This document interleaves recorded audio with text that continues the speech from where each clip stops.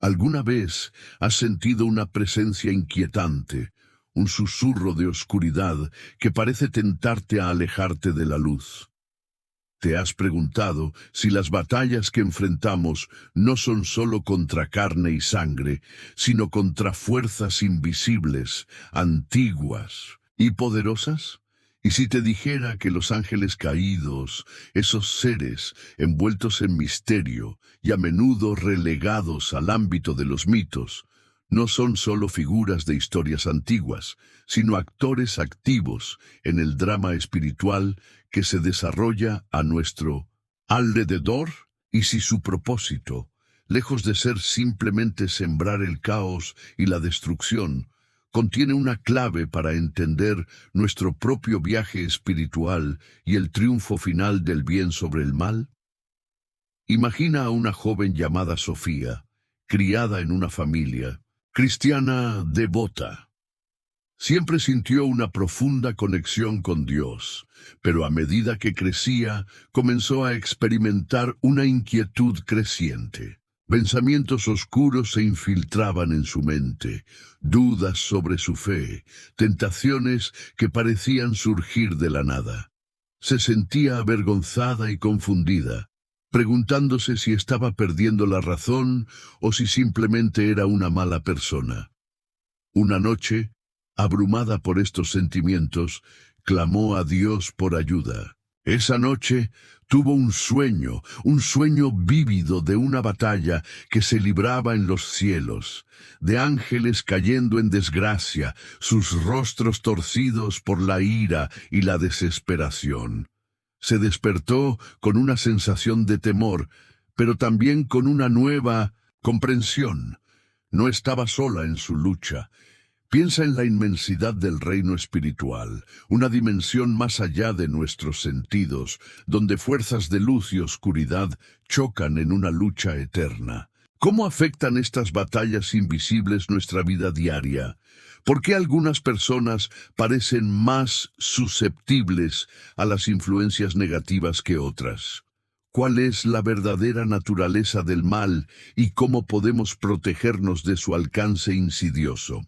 Pensadores cristianos a lo largo de los siglos han reflexionado sobre estas preguntas, desde la exploración de Agustín sobre la naturaleza del mal, hasta la representación alegórica de la guerra espiritual de C.S. Lewis en Cartas del Diablo a su sobrino. Sus ideas ofrecen una guía valiosa, pero el misterio de los ángeles caídos sigue siendo un tema de intenso debate y especulación. Este canal está apenas comenzando su viaje para llevar la palabra de Dios al mayor número posible de personas. Cada visualización, cada suscripción es una semilla plantada en el reino del Señor. Tu participación no es solo un clic, sino un acto de amor que me ayuda a cumplir este llamado divino de compartir el Evangelio con aquellos que tienen sed de la verdad. Cuando te suscribes, no solo estás siguiendo un canal, estás uniéndote a una misión sagrada de transformación espiritual que puede alcanzar miles de vidas.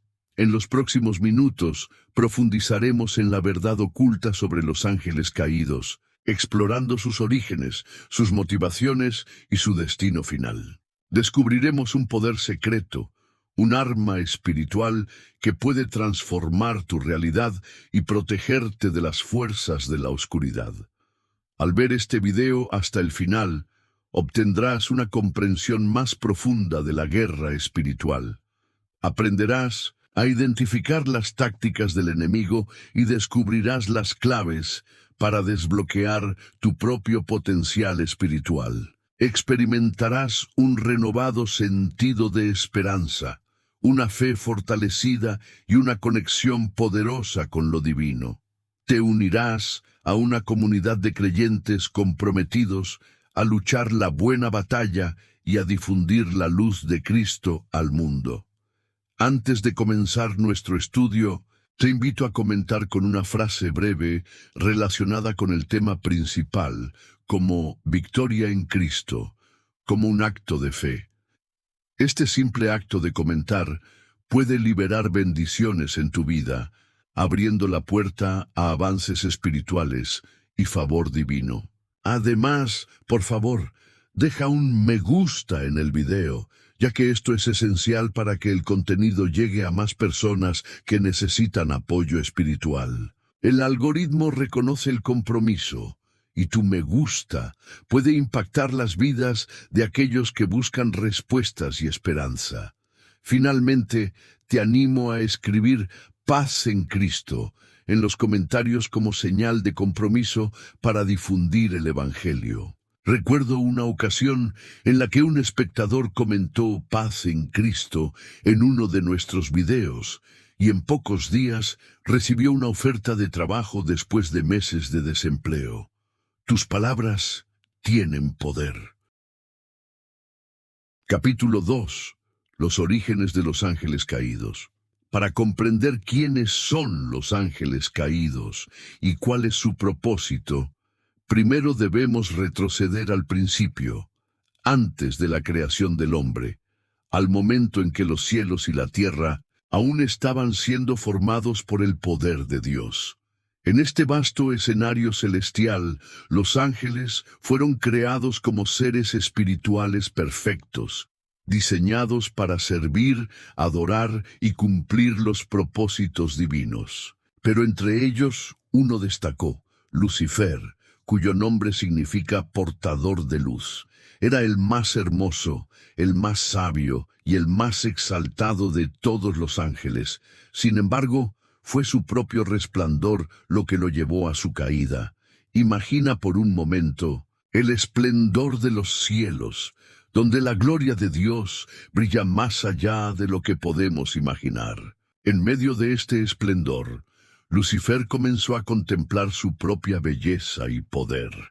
En Ezequiel 28:17 se nos dice: se enalteció tu corazón a causa de tu hermosura, corrompiste tu sabiduría a causa de tu esplendor. Este orgullo, este deseo de ser igual a Dios, lo llevó a rebelarse. Isaías 14:13-14 describe sus pensamientos. Subiré al cielo, en lo alto, junto a las estrellas de Dios, levantaré mi trono. Seré semejante al Altísimo. Pero, ¿qué llevó a un ser tan perfecto a caer? Aquí es donde comienza el misterio del mal. La Biblia nos enseña que Dios creó a los ángeles con libre albedrío, la capacidad de elegir. Lucifer, cegado por su orgullo, eligió rebelarse contra su Creador. Esta rebelión no fue solo un acto aislado, sino un movimiento que arrastró a una tercera parte de las huestes celestiales. Apocalipsis 12:4.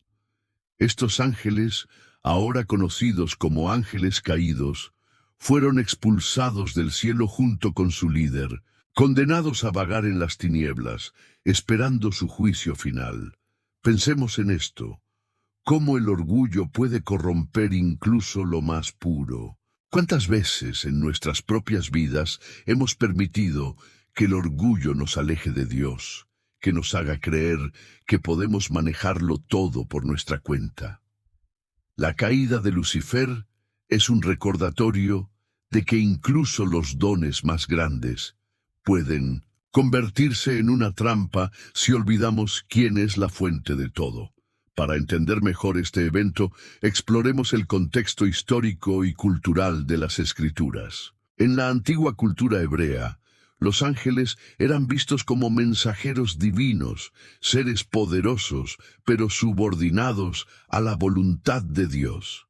La idea de una rebelión angelical habría sido impactante, una advertencia de que incluso los más cercanos a Dios podían desviarse.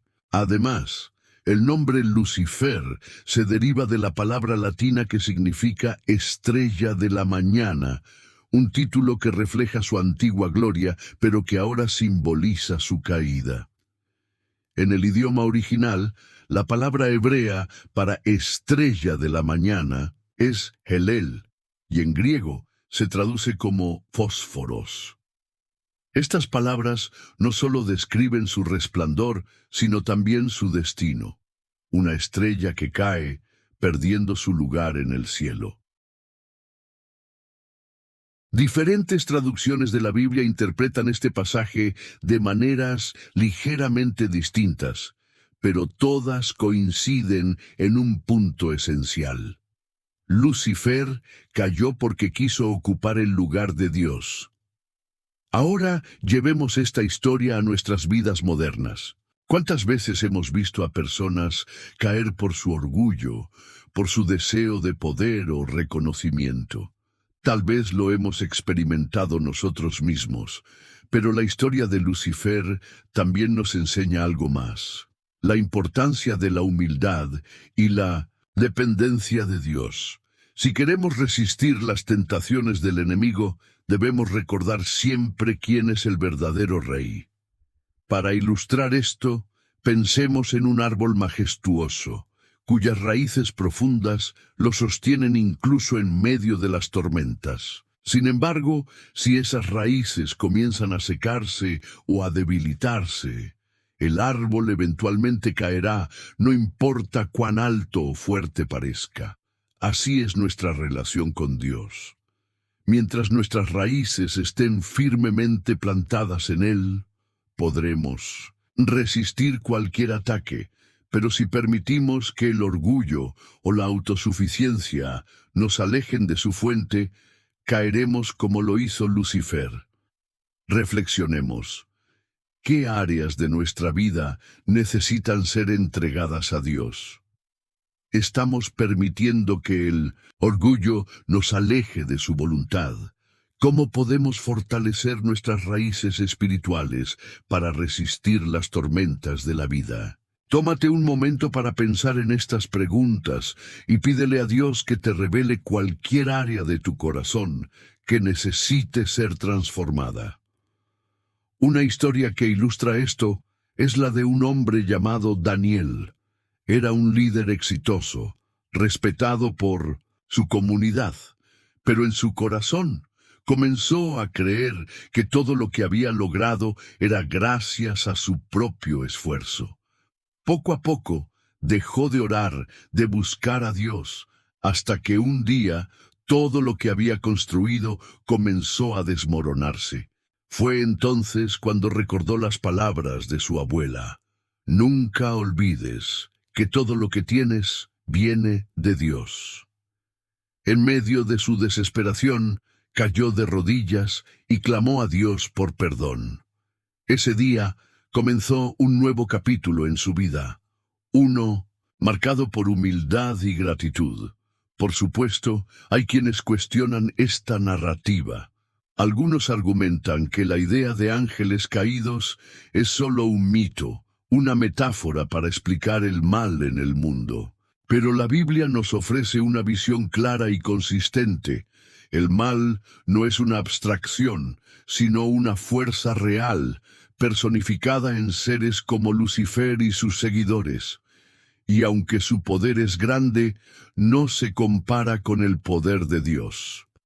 Al cerrar este capítulo, recordemos que la caída de Lucifer no fue el final de la historia. Su rebelión nos enseña lecciones valiosas sobre el peligro del orgullo, la importancia de la humildad y la necesidad de depender completamente de Dios. En el próximo capítulo, exploraremos cómo los ángeles caídos continúan operando en el mundo, sus tácticas y cómo podemos protegernos contra sus ataques. Capítulo 3. Las tácticas de los ángeles caídos y su influencia en el mundo. Aunque los ángeles caídos fueron expulsados del cielo, su influencia no terminó ahí. Su propósito, desde su caída, ha sido oponerse a los planes de Dios y desviar a la humanidad de su relación con Él. Para lograrlo, utilizan una serie de tácticas astutas y engañosas que han sido perfeccionadas a lo largo de los siglos. En este capítulo, exploraremos cómo operan en el mundo, cómo reconocemos sus tácticas y, lo más importante, cómo podemos protegernos de su influencia. La estrategia principal: El engaño, los ángeles caídos son maestros del engaño. 2 Corintios 11:14. Se nos advierte que Satanás mismo se disfraza como ángel de luz. Esto significa que no siempre se presentan como fuerzas oscuras y aterradoras. A menudo, el mal se disfraza de algo atractivo, algo que parece bueno a simple vista. Este engaño puede manifestarse en muchas formas. Ideologías que parecen promover la libertad, pero que llevan a la esclavitud espiritual. Relaciones que parecen amorosas, pero que nos alejan de Dios. O incluso pensamientos que parecen racionales, pero que siembran dudas sobre nuestra fe. Un ejemplo claro de esta táctica se encuentra en el jardín del Edén, cuando la serpiente engañó a Eva. Génesis 3:1-5 describe cómo la serpiente, que representa a Satanás, cuestionó las palabras de Dios y ofreció una verdad alternativa. Este patrón de cuestionar la verdad divina y ofrecer una mentira atractiva sigue siendo una de las estrategias más efectivas del enemigo. La división como arma, otra táctica clave de los ángeles caídos, es sembrar división. Esto puede ocurrir en familias, comunidades, iglesias e incluso en naciones. Mateo 12:25 nos recuerda las palabras de Jesús. Todo reino dividido contra sí mismo es asolado, y toda ciudad o casa dividida contra sí misma no permanecerá. Los ángeles caídos buscan dividirnos porque saben que la unidad en Cristo es una de nuestras mayores fortalezas. En nuestras vidas cotidianas, esto puede manifestarse como conflictos innecesarios, malentendidos o resentimientos que se arraigan en nuestros corazones. A menudo estos conflictos comienzan con algo pequeño, pero si no se abordan, pueden crecer y causar una ruptura significativa. Es por eso que Efesios 4:26-27 nos advierte: airaos, pero no pequéis. No se ponga el sol sobre vuestro enojo, ni deis lugar al diablo. La tentación y el pecado. La tentación es otra herramienta poderosa que los ángeles caídos usan para alejarnos de Dios. Santiago 1:14-15 explica cómo funciona este proceso. Cada uno es tentado cuando de su propia concupiscencia es atraído y seducido. Entonces la concupiscencia, después que ha concebido, da a luz el pecado. Y el pecado, siendo consumado, da a luz la muerte. Los ángeles caídos conocen nuestras debilidades y las explotan, presentando oportunidades para pecar de una manera que parece inofensiva o incluso deseable. Por ejemplo, alguien que lucha con la codicia puede ser tentado a comprometer sus valores para obtener riquezas. Al principio, puede parecer una pequeña decisión, pero con el tiempo puede llevar a una vida de corrupción y alejamiento de Dios. Los ángeles caídos no necesitan que caigamos de inmediato. Son pacientes y trabajan gradualmente para alejarnos de nuestro camino espiritual. La opresión espiritual, además del engaño, la división y la tentación. Los ángeles caídos también pueden oprimir a las personas espiritualmente. Esto puede manifestarse como una sensación persistente de desesperanza, miedo o ansiedad que parece no tener una causa natural. Aunque no toda lucha emocional o mental es causada por fuerzas espirituales, es importante reconocer que la opresión espiritual es real y puede ser combatida con las herramientas adecuadas. Efesios 6:12 nos recuerda: porque no tenemos lucha contra sangre y carne, sino contra principados, contra potestades, contra los gobernadores de las tinieblas de este siglo, contra huestes espirituales de maldad en las regiones celestes. Esto significa que debemos abordar estas luchas con armas espirituales como la oración, la fe y la palabra de Dios.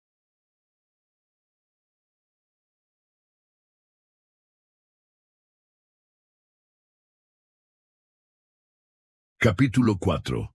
El destino final de los ángeles caídos y la victoria de Dios. Desde el principio de los tiempos, el conflicto entre el bien y el mal ha sido una constante en la historia de la humanidad. Los ángeles caídos, liderados por Lucifer, iniciaron una rebelión contra Dios, que resultó en su expulsión del cielo. Sin embargo, su historia no termina ahí. Aunque continúan operando en el mundo, su destino final ya está sellado, y la victoria de Dios es inevitable. Los ángeles caídos enfrentan un juicio divino que no pueden evitar. La Biblia nos revela que, al final de los tiempos, serán derrotados y arrojados al lago de fuego, un lugar preparado para ellos desde su rebelión. En Apocalipsis 20:10 se nos dice: «Y el diablo que los engañaba fue lanzado en el lago de fuego y azufre, donde estaban la bestia y el falso profeta, y serán atormentados día y noche por los siglos de los siglos». Este juicio no es solo un castigo, sino una declaración final de la soberanía de Dios sobre toda la creación. Sin embargo, antes de este destino final, los ángeles caídos continúan su lucha desesperada contra el plan de Dios. Saben que su tiempo es limitado, como lo menciona Apocalipsis 12:12. «Ay de los moradores de la tierra y del mar, porque el diablo ha descendido a vosotros con gran ira, sabiendo que tiene poco tiempo». Este conocimiento los impulsa a intensificar sus esfuerzos para engañar, dividir y destruir, buscando llevar consigo a tantos como puedan. A pesar de esto, los creyentes tienen la seguridad de la victoria en Cristo. La muerte y resurrección de Jesús marcaron el principio del fin para los ángeles caídos. Colosenses 2:15 declara: «Y despojando a los principados y a las potestades, los exhibió públicamente, triunfando sobre ellos en la cruz». Este acto de redención no solo restauró la relación entre Dios y la humanidad, sino que también aseguró la derrota del enemigo. La victoria de Dios no solo es un evento futuro, sino una realidad presente para aquellos que confían en Él. Los creyentes están llamados a vivir en esta victoria, resistiendo las tácticas del enemigo y proclamando la verdad de Dios. Esto implica una vida de fe, oración y obediencia, confiando en que el poder de Dios es más grande que cualquier fuerza del mal. El destino final de los ángeles caídos es un recordatorio de la justicia de Dios y de su compromiso con la restauración de su creación. Es una invitación a reflexionar sobre nuestra propia vida y a asegurarnos de que estamos alineados con su propósito. Aunque el enemigo es real y poderoso, no tiene la última palabra. La historia ya está escrita, y el bien triunfará sobre el mal. Este capítulo nos deja con una promesa y un desafío. La promesa es que, en Cristo, somos más que vencedores. El desafío es vivir cada día en esa victoria, confiando en el poder de Dios y resistiendo las fuerzas del mal. Al hacerlo, no solo aseguramos nuestro lugar en su reino eterno, sino que también nos convertimos en instrumentos de su luz en un mundo que necesita desesperadamente esperanza y redención.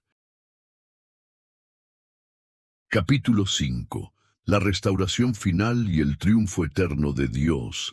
La historia de la humanidad, marcada por la caída, el pecado y la redención, culminará en un momento glorioso de restauración completa y definitiva. En este capítulo exploramos cómo el plan eterno de Dios se llevará a cabo, cómo el mal será erradicado para siempre y cómo la creación entera será restaurada a su estado perfecto según el propósito original de Dios. Desde el principio, Dios ha tenido un plan maestro para restaurar todo lo que el pecado y la rebelión han corrompido. Este plan no solo incluye la redención de la humanidad, sino también la renovación de toda la creación. Romanos 8, 21, 22 nos recuerda que la creación misma será libertada de la esclavitud de corrupción a la libertad gloriosa de los hijos de Dios. La restauración final no será solo espiritual, sino también física, abarcando todo lo que existe. El triunfo final de Dios comienza con el regreso de Cristo, un evento esperado por creyentes desde los tiempos apostólicos. En su segunda venida, Jesús no vendrá como el Cordero sacrificado, sino como el Rey victorioso, listo para establecer su reino eterno. Apocalipsis 19, 11, 16 describe este momento con poderosas imágenes de justicia y autoridad. Y vi el cielo abierto, y he aquí un caballo blanco, y el que lo montaba se llamaba Fiel y Verdadero, y con justicia juzga y pelea. En este momento, el mal será confrontado y derrotado de manera definitiva. Satanás, los ángeles caídos y todos aquellos que se han rebelado contra Dios serán juzgados y arrojados al lago de fuego. Este acto de juicio no solo es un castigo, sino una restauración del orden divino, donde la justicia y la santidad prevalecerán para siempre. Apocalipsis 20:10 confirma este destino. Y el diablo que los engañaba fue lanzado en el lago de fuego y azufre, donde estaban la bestia y el falso profeta, y serán atormentados día y noche por los siglos de los siglos. Pero la restauración no se limita a la erradicación del mal. Dios promete un nuevo cielo y una nueva tierra, donde no habrá más dolor, sufrimiento ni muerte. Apocalipsis 21, 1:4. Describe esta visión gloriosa. Y vi un cielo nuevo y una tierra nueva, porque el primer cielo y la primera tierra pasaron, y el mar ya no existía más. Enjugará Dios toda lágrima de los ojos de ellos, y ya no habrá muerte, ni habrá más llanto, ni clamor, ni dolor, porque las primeras cosas pasaron. En esta nueva creación, Dios habitará con su pueblo de manera plena y tangible. La separación causada por el pecado será eliminada, y la relación entre Dios y la humanidad será completamente restaurada. Esta comunión perfecta será el cumplimiento del propósito eterno de Dios, un pueblo santo, viviendo en su presencia para siempre. El capítulo concluye con un llamado a la esperanza y la preparación. Aunque vivimos en un mundo marcado por el pecado y el sufrimiento, sabemos que el final de la historia está lleno de gloria y victoria. Esta esperanza no es solo una promesa futura, sino una realidad que transforma cómo vivimos hoy. Como creyentes, estamos llamados a vivir en anticipación de ese día, compartiendo el Evangelio, resistiendo el mal y reflejando la luz de Cristo en un mundo oscuro. La restauración final y el triunfo eterno de Dios nos recuerdan que aunque enfrentemos desafíos y pruebas, no estamos solos ni sin propósito. Dios está trabajando y su plan se cumplirá. La victoria está asegurada y el futuro es glorioso para aquellos que confían en Él. Vivamos, entonces, con fe, esperanza y gratitud, sabiendo que el mejor capítulo de la historia aún está por venir.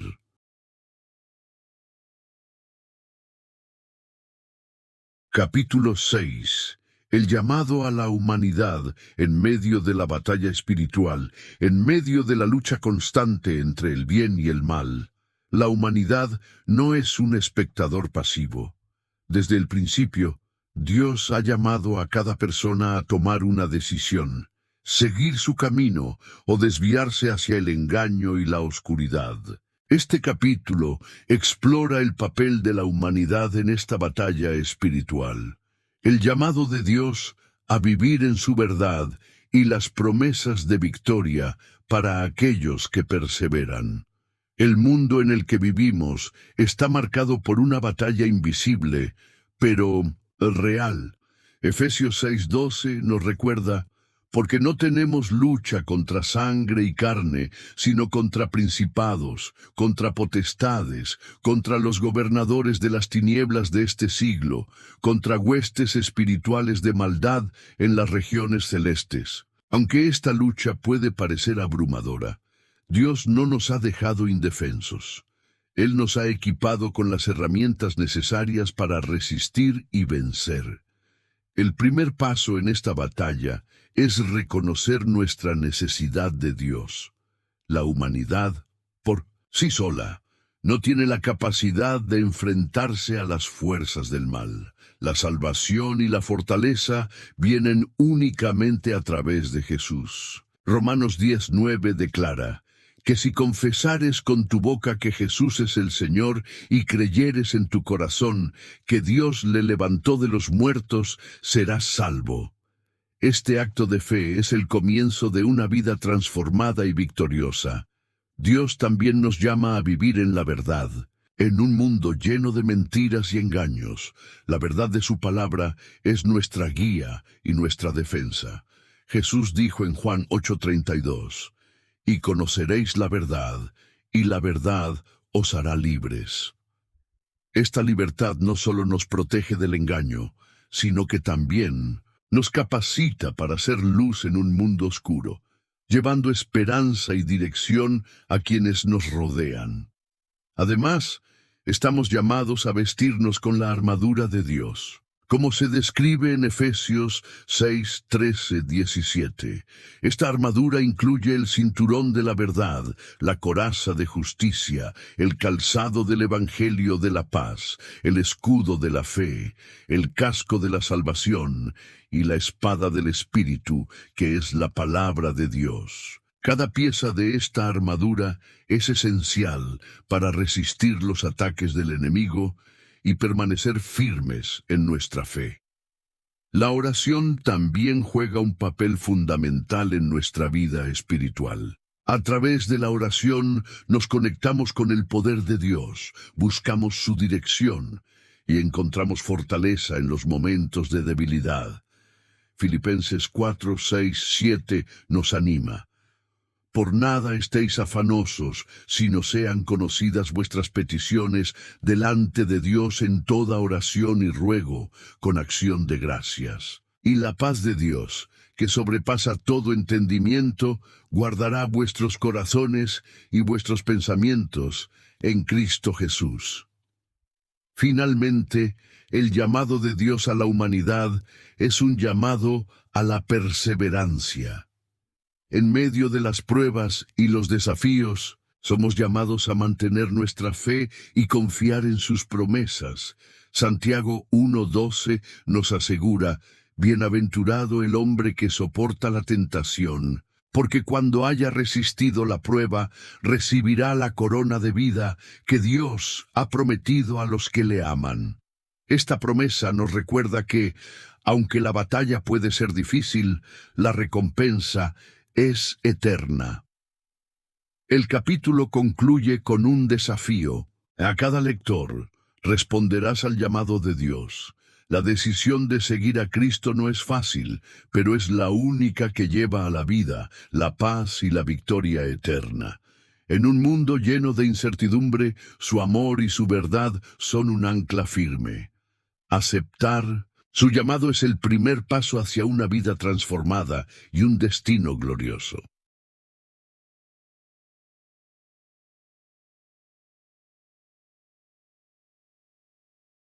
Capítulo 7.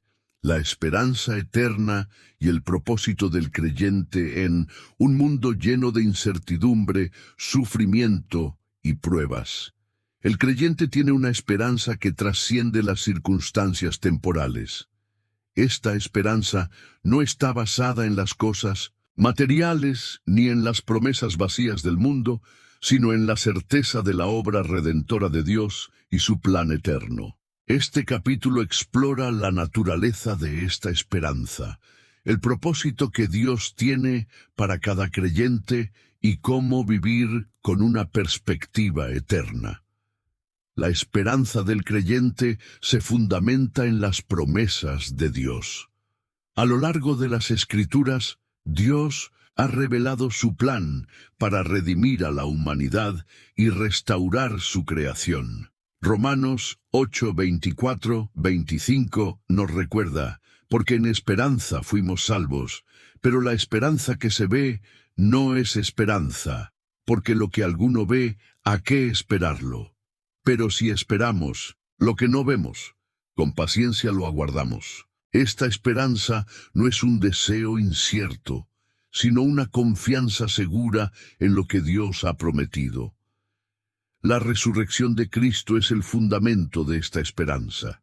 Su victoria sobre la muerte asegura que así como Él resucitó, también nosotros resucitaremos.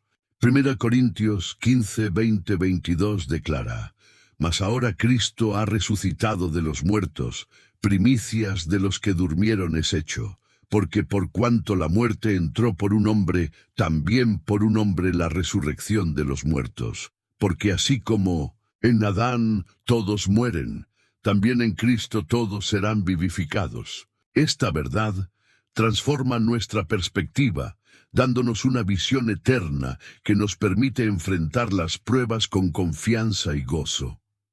Además de la esperanza eterna, Dios ha dado a cada creyente un propósito en este mundo. No somos llamados a vivir en aislamiento ni a esperar pasivamente el regreso de Cristo. En cambio, somos enviados como embajadores de su reino, llevando el mensaje de reconciliación al mundo. En 2 Corintios 5:20 nos dice: Así que somos embajadores en nombre de Cristo, como si Dios rogase por medio de nosotros. Os rogamos en nombre de Cristo, reconciliaos con Dios. Este propósito implica vivir de manera intencional, reflejando el carácter de Cristo en nuestras palabras, acciones y decisiones. Mateo 5, 14, 16 nos llama a ser luz en el mundo. Vosotros sois la luz del mundo. Una ciudad asentada sobre un monte no se puede esconder. Así alumbre vuestra luz delante de los hombres, para que vean vuestras buenas obras y glorifiquen a vuestro Padre que está en los cielos. Como creyentes, somos llamados a ser un testimonio vivo del amor, la gracia y la verdad de Dios. La esperanza eterna también nos da la fuerza para perseverar en medio de las pruebas. Santiago 1, 2, 4 nos anima: Hermanos míos, tened por sumo gozo cuando os halléis en diversas pruebas, sabiendo que la prueba de vuestra fe produce paciencia, mas tenga la paciencia su obra completa, para que seáis perfectos y cabales, sin que os falte cosa alguna. Estas pruebas no son en vano. Son herramientas que Dios usa para moldearnos, fortalecernos y prepararnos para su propósito eterno. Finalmente, este capítulo concluye con una visión de la gloria futura que espera a los creyentes. Apocalipsis 21, 3, 4 nos da un vistazo de esta promesa. He aquí el tabernáculo de Dios con los hombres, y Él morará con ellos, y ellos serán su pueblo, y Dios mismo estará con ellos como su Dios. Enjugará Dios toda lágrima de los ojos de ellos, y ya no habrá muerte, ni habrá más llanto, ni clamor, ni dolor, porque las primeras cosas pasaron. Esta esperanza nos impulsa a vivir con gratitud, fe y un compromiso renovado con el propósito que Dios nos ha dado.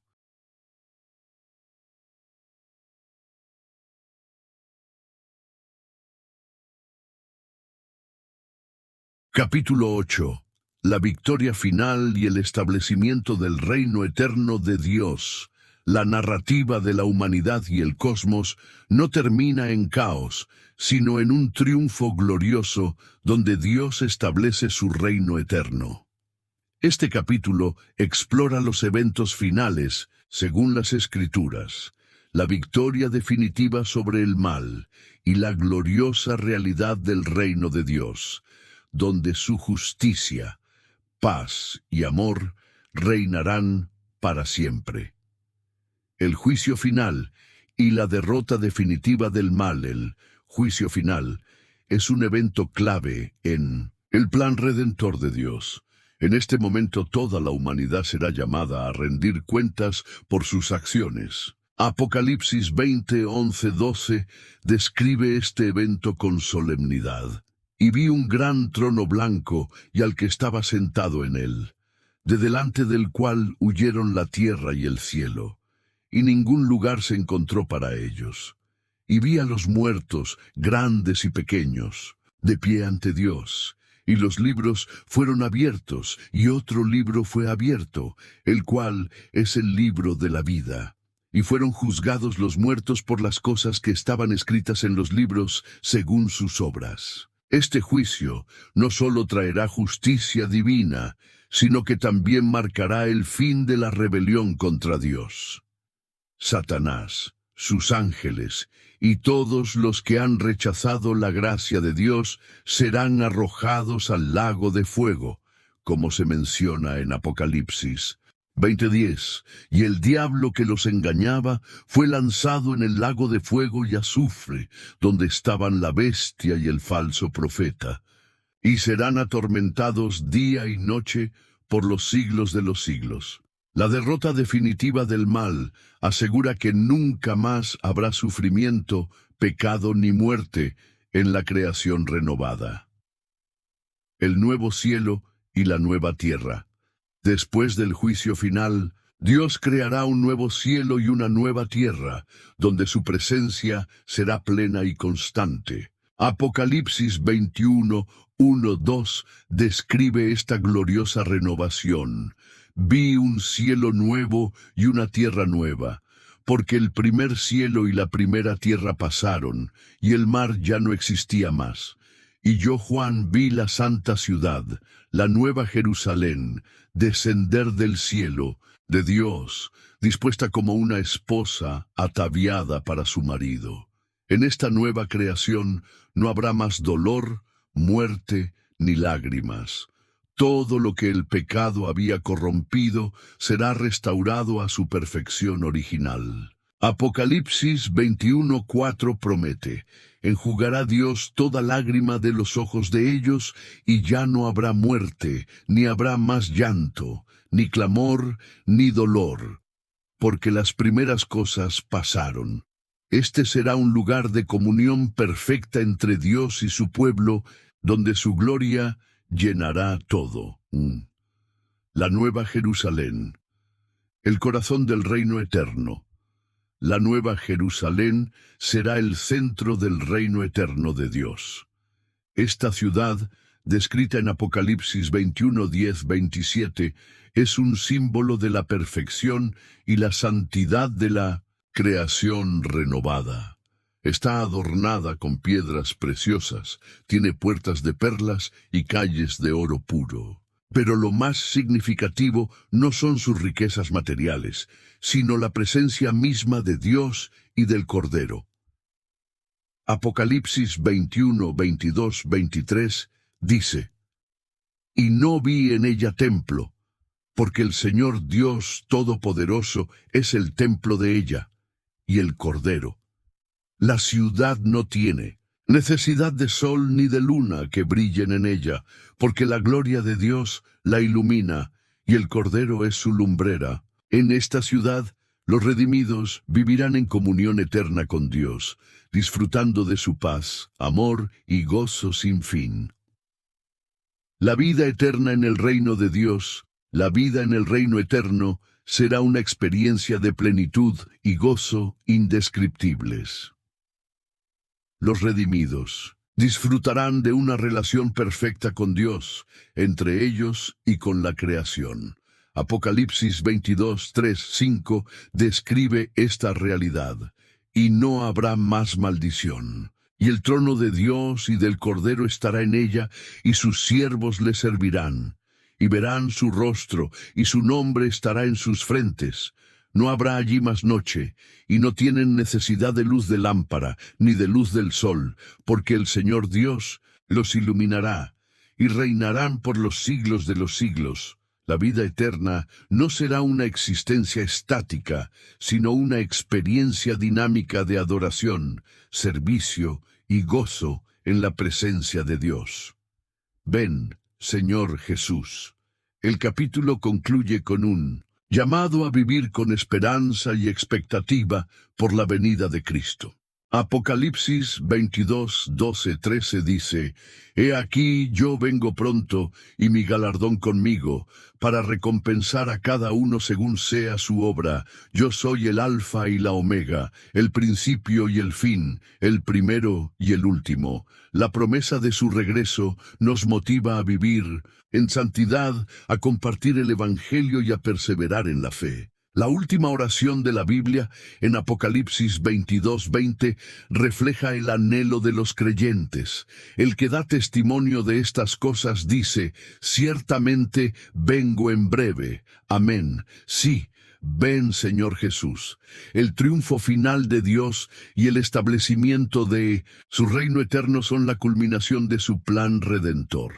Esta esperanza nos impulsa a vivir con propósito, fe y gratitud, sabiendo que el futuro que Dios ha preparado para nosotros es glorioso y eterno. Hasta que llegue ese día, somos llamados a ser fieles, a compartir su amor y a esperar con gozo su venida.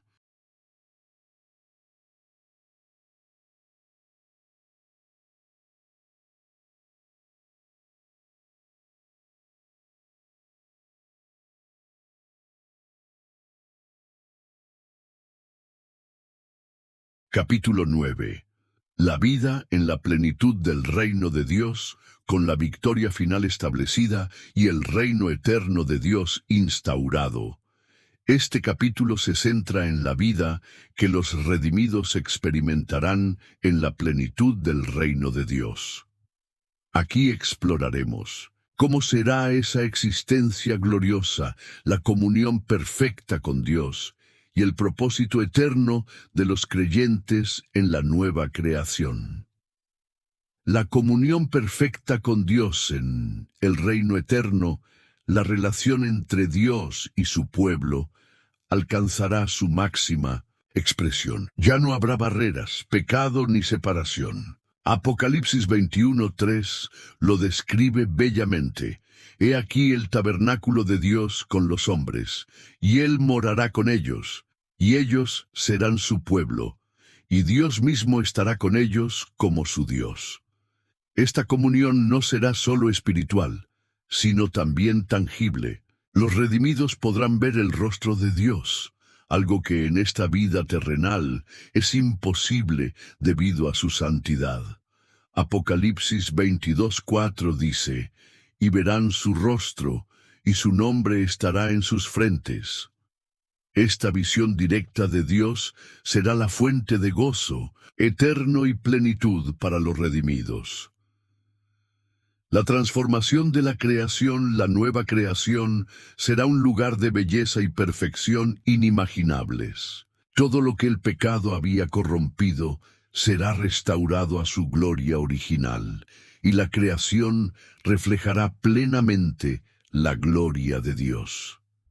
Romanos 8, 21, 22 anticipa este momento. Porque también la creación misma será libertada de la esclavitud, de corrupción, a la libertad gloriosa de los hijos de Dios. Porque sabemos que toda la creación gime a una, y a una está con dolores de parto hasta ahora. En esta nueva creación no habrá más muerte, sufrimiento ni dolor. Todo será renovado para reflejar la bondad y la perfección de Dios. La adoración eterna. La vida en el reino eterno estará marcada por una adoración constante y gozosa. Los redimidos adorarán a Dios, no solo con palabras, sino también con sus vidas, en una expresión perfecta de gratitud y amor. Apocalipsis 5:13 describe esta adoración universal. Y a todo lo creado que está en el cielo, y sobre la tierra, y debajo de la tierra, y en el mar, y a todas las cosas que en ellos hay, oí decir, al que está sentado en el trono, y al Cordero, sea la alabanza, la honra, la gloria y el poder, por los siglos de los siglos. Esta adoración no será monótona, sino una experiencia dinámica de gozo y asombro continuo ante la grandeza de Dios. El propósito eterno de los redimidos en el Teshin. Reino de Dios, los redimidos no estarán inactivos. Dios les dará un propósito eterno, que incluirá servirle, gobernar con Él y disfrutar de su creación. Apocalipsis 22:3-5 dice, y no habrá más maldición, y el trono de Dios y del Cordero estará en ella, y sus siervos le servirán, y reinarán por los siglos de los siglos. Este servicio será una expresión de amor y gratitud y estará lleno de significado y gozo. Los redimidos también participarán en la administración del reino eterno, reflejando el carácter y la justicia de Dios. La eternidad llena de gozo y paz, la vida en el reino eterno, estará marcada por una paz y un gozo que trascienden cualquier experiencia terrenal. Isaías 65:17-19 describe esta realidad, porque he aquí que yo crearé nuevos cielos y nueva tierra, y de lo primero no habrá memoria, ni más vendrá al pensamiento, mas os gozaréis y os alegraréis para siempre en las cosas que yo he creado. Porque he aquí que yo traigo a Jerusalén alegría y a su pueblo gozo, y me alegraré con Jerusalén, y me gozaré con mi pueblo, y nunca más se oirán en ella voz de lloro, ni voz de clamor. La eternidad será una experiencia continua en plenitud, donde cada momento será mejor que el anterior. La gloria eterna de Dios, el centro de la vida en el reino eterno, será la gloria de Dios. Todo en la nueva creación reflejará su carácter, su bondad y su amor. Apocalipsis 21:23 dice, la ciudad no tiene necesidad de sol ni de luna que brillen en ella, porque la gloria de Dios la ilumina y el Cordero es su lumbrera. La gloria de Dios será la fuente de vida, luz y gozo para todos los redimidos. La vida, en la plenitud del reino de Dios, será una existencia gloriosa, llena de comunión con Dios, propósito eterno y gozo indescriptible. Este es el destino final de todos los que han respondido al llamado de Dios y han puesto su fe en Jesucristo. Hasta que llegue ese día, los creyentes son llamados a vivir con esperanza, fidelidad y gratitud, sabiendo que lo mejor está por venir.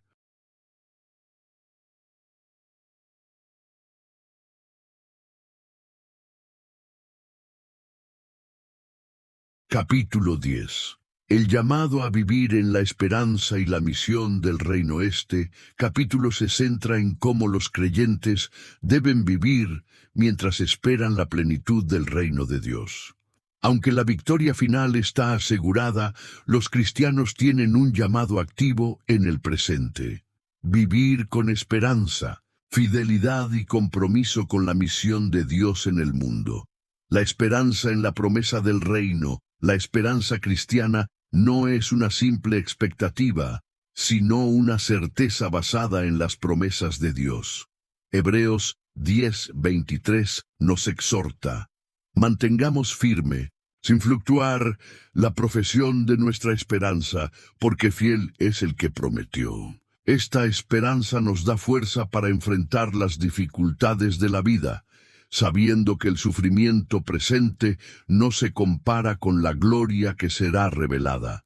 Romanos 8:18 afirma: pues tengo por cierto que las aflicciones del tiempo presente no son comparables con la gloria venidera que en nosotros ha de manifestarse. Vivir con esperanza implica confiar en que Dios cumplirá su plan perfecto y que su reino será establecido en plenitud. La misión del creyente en el presente. Mientras esperamos la venida del reino eterno, somos llamados a participar activamente en la misión de Dios. Mateo 28, 19-20, conocido como la Gran Comisión, nos da este mandato. Por tanto, id y haced discípulos a todas las naciones, bautizándolos en el nombre del Padre, y del Hijo, y del Espíritu Santo, enseñándoles que guarden todas las cosas que os he mandado. Y he aquí, yo estoy con vosotros todos los días, hasta el fin del mundo. Esta misión implica proclamar el Evangelio, compartir las buenas nuevas de salvación con todas las personas, hacer discípulos, ayudar a otros a crecer en su fe y a vivir como seguidores de Cristo, servir a los necesitados, reflejar el amor de Dios a través de actos de compasión y justicia. La fidelidad en medio de las pruebas. Los creyentes enfrentan desafíos y pruebas en este mundo, pero son llamados a permanecer fieles. Santiago 1:12 dice: Bienaventurado el hombre que persevera bajo la prueba, porque una vez que haya sido aprobado, recibirá la corona de la vida que el Señor ha prometido a los que le aman. La fidelidad implica perseverar en la fe, no abandonar. La confianza en Dios, incluso en tiempos difíciles, vivir en santidad, buscar agradar a Dios en todas las áreas de la vida. Confiar en la soberanía de Dios, saber que Él está en control y que su plan es perfecto. La comunidad del Reino Dios no nos llama a vivir nuestra fe en aislamiento, sino en comunidad con otros creyentes. La Iglesia es el cuerpo de Cristo y el instrumento principal para llevar a cabo su misión en el mundo. Hebreos 10, 24-25 nos anima. Y considerémonos unos a otros para estimularnos al amor y a las buenas obras, no dejando de congregarnos, como algunos tienen por costumbre, sino exhortándonos, y tanto más cuanto veis que aquel día se acerca. La comunidad del reino implica adorar juntos, reunirse para alabar a Dios y escuchar su palabra, apoyarse mutuamente, animarse y ayudarse en las dificultades, servir juntos, trabajar en unidad para cumplir la misión de Dios.